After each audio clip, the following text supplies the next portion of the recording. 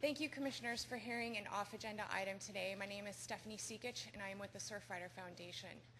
Last month, you heard from my colleagues from the Sierra Club and the State Parks Foundation. They came and testified to you about the proposed toll road through San Onofre State Park. Today, I'm here to talk about the same topic. However, I come wearing a couple hats. As I said, I come from the Surfrider Foundation Nationals Office, where I am the Save Trestles campaign coordinator. I also come on behalf of the San Diego chapter, where I volunteer as vice chair and represent thousands of San Diegans who do not want this toll road. And finally, I come to you as a professor of geology. I teach physical geology for the University of Phoenix. Today, I would like to talk to you about what would happen geologically if this toll road were to be built. I'd briefly like to touch on water quality issues, and most importantly, I'd like to talk about some misconceptions that have been put forward by the proponents of this toll road. And as you all see, we brought you some gifts today. Someone else will comment on that after I speak. So I see some smiles, that's good. The proposed toll road would cut through the San Mateo watershed and has the potential to alter the sediment flow that is there and thus impair the waves at Trestles. We know that the waves at Trestles are in part formed by the incoming swell and by the cobble and the sediment that comes from the San Mateo Creek. Because of its unique geology and because Trestles sits at the end of an undeveloped watershed, the waves are always consistent. It's taken millions of years for this area to form, and because of that, the consistency is world-renowned. These waves are really declared as some of the best waves in the world. It's also important to stress that the construction of this project would be just as devastating as the road. There's going to be substantial grading of the terrain. There would be millions of yards of piling and concrete reinforcement that would also alter the sediment flow. I'd briefly like to point out some contradictions that have been presented by the Transportation Corridor Agency. In 2000, they released a study that said, and I quote, "The reduction of sediment delivered to the shoreline may result in shoreline retreat and possibly significant impacts to surfing resources." Then in 2006, they released another report that said that there would be no measurable impacts to surfing resources. So the data coincidentally changed just as public scrutiny for this project was really coming to culminate and to really kind of have a lot of scrutiny on this project. So again, I have some questions as to why there would be discrepancies between the two reports, and that should be pointed out. Finally and briefly, I'd like to touch on water quality.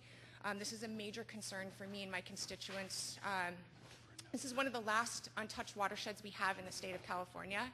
In fact, Trestles is some of the best water quality that we have in Southern California, if you can believe it or not. It's pretty rare that we have outstanding water quality in Southern California, and you are all very aware of that. Simply put, there's never been a road that doesn't pollute. We know that thousands of automobiles will be releasing pollution, motor oil, antifreeze, etc., and this is going to impact water quality. The TCA says that they will mitigate the runoff. They plan on installing runoff systems there, except for their mitigation efforts are going to be inadequate. They installed mitigation efforts on the nearby 73 toll road, and those failed. And us taxpayers had to replace all of those storm drains. We spent over $13.5 million to fix their problem, essentially. And finally, these mitigation systems are going to be ineffective during large rainstorm events. That's been proven. We know that. So in sum, it's hard to believe that a 6-lane toll road cutting through an undeveloped watershed is not going to alter sediment flow, wave formation, and water quality, and we hope that you will consider this when you hear the application in October. Thank you once again for hearing an off-agenda item today.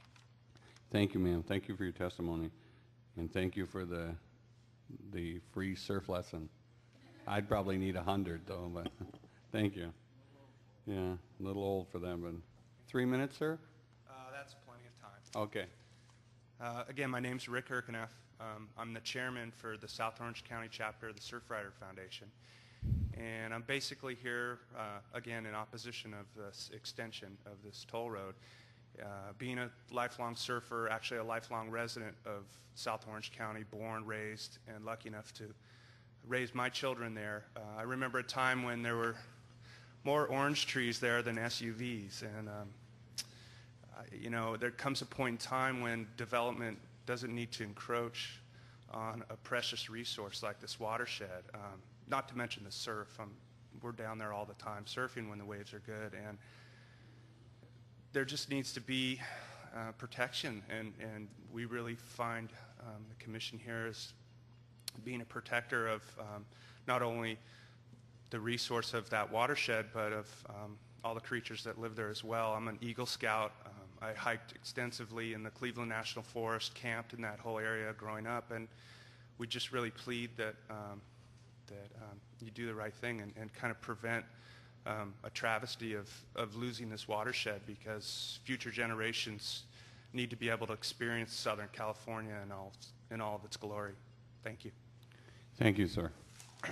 Brian Alper, 3 minutes, sir. That's fine. Probably less than that. Brian Alper. I'm the vice chairman of the South Orange County chapter of the Surfrider Foundation.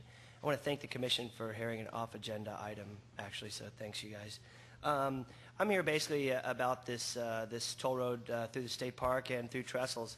And I really wanted to kind of give you a unique perspective, and that is of someone who surfs this break all the time. It's a really magical place. And I cruise down there, get there before the sun's come up, and I just send down the trail, and I hear the crickets and the birds, and you really go into another place. I go down the trail, I hear like a rustle in the bushes, and mountain lions are spotted down there. It's pretty amazing. Wait, wasn't I just going down the I-5 past the ultra-modern office buildings and and these ocean view houses? I was. And so this is truly a unique place. I also wanted to convey to the Commission that I come here not only as the vice chair of Surfrider Foundation, but also I have, in a way, a vested interest financially if this watershed were developed, which I think would eventually happen. I sell title insurance, and basically that's housing and that's real estate. And I've just made a decision that enough development is enough, and that although I might benefit financially, I certainly don't want to see this toll road go through this watershed. And also, the proponents of the toll road would have you also believe that it's just about the actual creek that it goes along, but it's really about development of the watershed. We know that will happen. We saw it happen with the Santa Ana River over the course of the years. Surfers won't even surf there. You get earaches. You get all kinds of medical maladies by surfing that.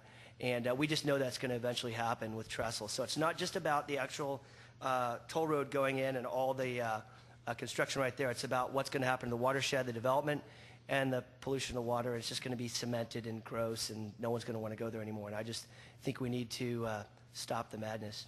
Thank you very much. Thank you, Appreciate sir. it.